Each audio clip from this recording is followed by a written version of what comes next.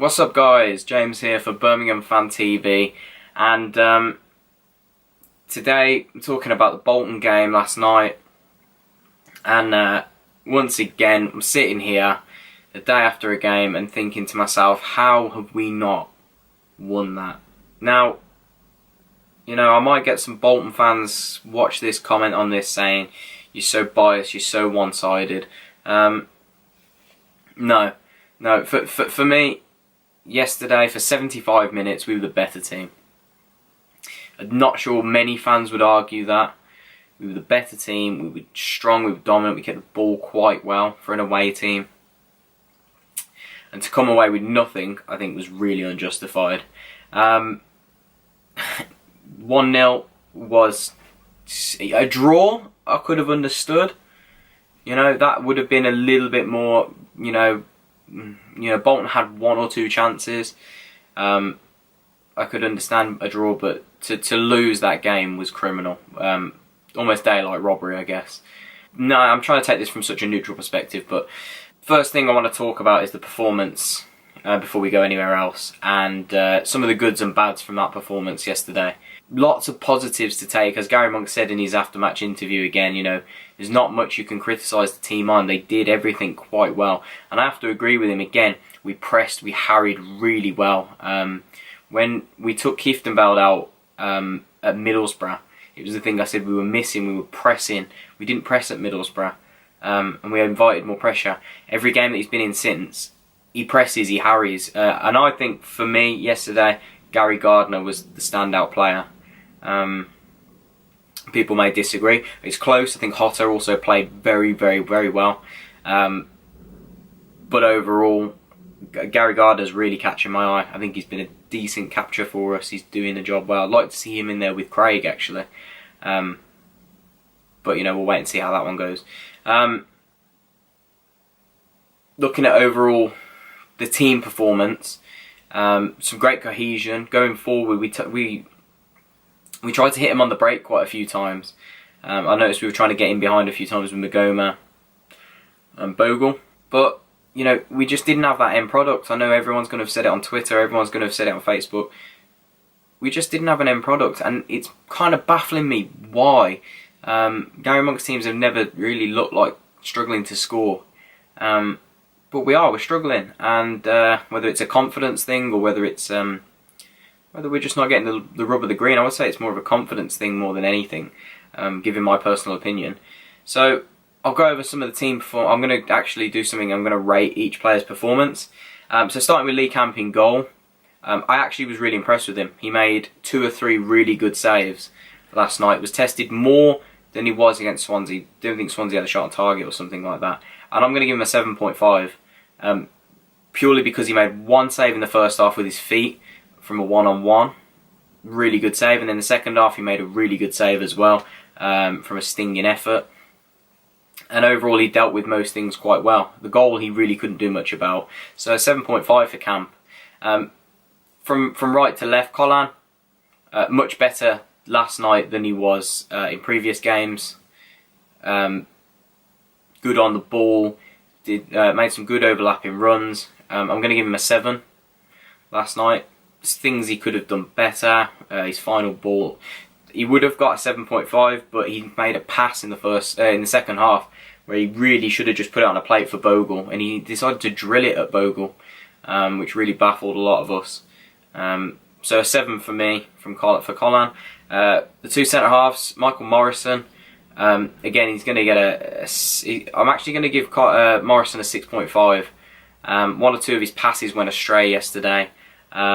Defending, but didn't have much to do defensively. Not too much. It was quite 1 or 2 times, but overall a very average performance. Could have done better. Dean's going to get a 7 from me, slightly higher, just purely because he came out of defence with the ball. He was the man driving out of defence with the ball.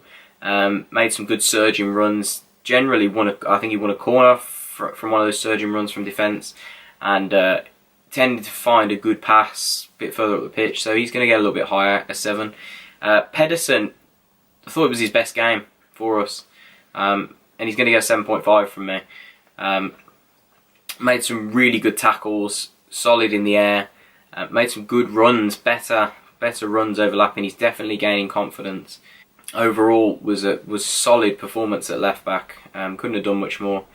Across the midfield, Hotter's going to get an 8 from me. An outstanding performance from Hotter. Just missing a goal, if I'm honest. I said last season he needs to add more goals to his game, and it's going to be the same this season. I don't know whether he dwells on it too long or whether he's indecisive, but you know, he had an eye for a goal at Brentford, and the back end of last season we started to see that he added some goals to his game. He's really not done that start of this season, but he's getting better, and last night was his best performance, played out of his skin. So an 8 from me. Kieftenbeld, I'm going to give him a 6.5, and I know I talk about his pressing game, and it's really good, but it's everything else he does that kind of lets us down. Some sloppy passes last night. He got booked quite early on, which means he was on a booking for the rest of the game. And he just takes some stupid shots. I know he scored the worldie in pre-season, but he took a shot last night from the edge of the box, kind of 85th minute when we're pressing high, and he hits it from 30 yards and just puts it into row Z, and I just think, what's the point? If we're winning the game 2-0 or 1-0, fine, have a go. But not when we're losing 1-0 and you could take it down and play it wide and we could have another ball into the box and cause some problems. No.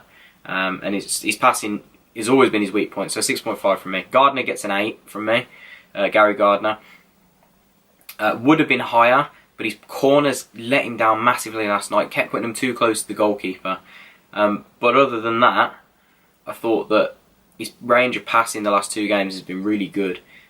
He's got a good eye for a pass, he keeps the ball well, his energy in the midfield is better than I expected from him. I didn't think he'd be able to run as much as he does, but and he surges forward with the ball, he makes good runs with the ball, something that we've not really had, someone that can carry the ball.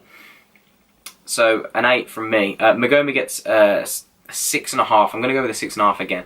Now, the reason is because I've come to expect a lot more from Magoma recently. And again, his end product, he 1 or 2 times he would overrun the ball and they'd win the ball back. Or, you know, his final cross just wouldn't beat the first man. Or he didn't play badly, but again, he didn't do much. He played much better against Swansea, much more direct. Didn't offer enough for me. Duke's going to get a 6.5 as well, 6.5. Now, the annoying thing about Duke is that we know why he's in the team. We use him as that target man for flick-ons and that. Just didn't do it enough for me. It's tough against, you know, defenders like Beavers and Wheater, but he didn't offer enough for me going forward. So 6.5 for me. Wasted some opportunities against Swansea, but you know, in this game didn't have as many. But some of his final balls, you know, trying to play people in weren't good enough, so a 6.5. And then Bogle, a 6.5 again.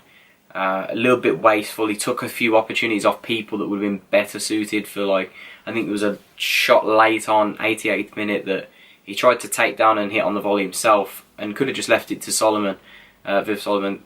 So for me, 6.5. He does a lot of the hard work, a lot of the grafting, a lot of the running, but sometimes his final ball or his final shot leaves a little bit to the imagination. It's a good team performance, but some individuals can play a little bit better, I think. And finally, I want to talk about the refereeing performance. It was a disgrace. There's no other way to sum it up. I know Gary Monk's come out and said, you know, he said to the fourth official after 4 minutes, this guy's going to cost us. You could see it. You just watched. If you think Kieftenbeld got booked, I say he shouldn't have been booked. He was booked for a shoulder barge, which was a foul, yeah, granted, but never in a million years was it a yellow card. 6 minutes into the game, he's given a yellow card for it. But then towards the end of the half, there was a 50-50 challenge, which looked extremely late. A Bolton player, I think it was on Collan, looked high, looked reckless, and the guy didn't even get a booking. Collan's on the floor, and he's not got a booking. The goal is almost as blatant a handball as you'll ever see. I think it hit 2 hands. He's not giving it. I just don't understand how either the fourth official, the linesman, the referee can't see that. So atrocious decisions, absolutely atrocious. Some fouls that were given against us that were just laughable. And then he was swatting around like these pompous referees tend to do. He had a stinker of a performance. I think Gary Monk himself needs to take a little bit more of a look at himself with his substitutions. I think that he could have. I saw a momentum slightly switch for 10 minutes where we were on top for the first 15 minutes of the second half, and then Bolton were turning the screw slightly. And at that point, I could see that the midfield was lacking a bit of energy, and we needed a bit more up front. And he didn't change it. He leaves his substitutions too late for me. So I'd like to see him just take a look at his changes. Mahoney hasn't come on yet. I like the look of the kid, but he's not played him last 2 games. Why? Why? So guys, let me know your thoughts on the game. I don't know if you watched it, don't know if you were there, let me know.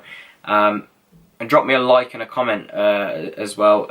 Tell me what you thought of my thoughts. Am I wrong? Am I right? But can we try and hit, if you've made it this far, can we hit 15 likes on this video? Helps me massively. And if you haven't already, guys, subscribe. I'm sure most of you have that are watching these. And I will catch you for my Forest preview. See you later, guys.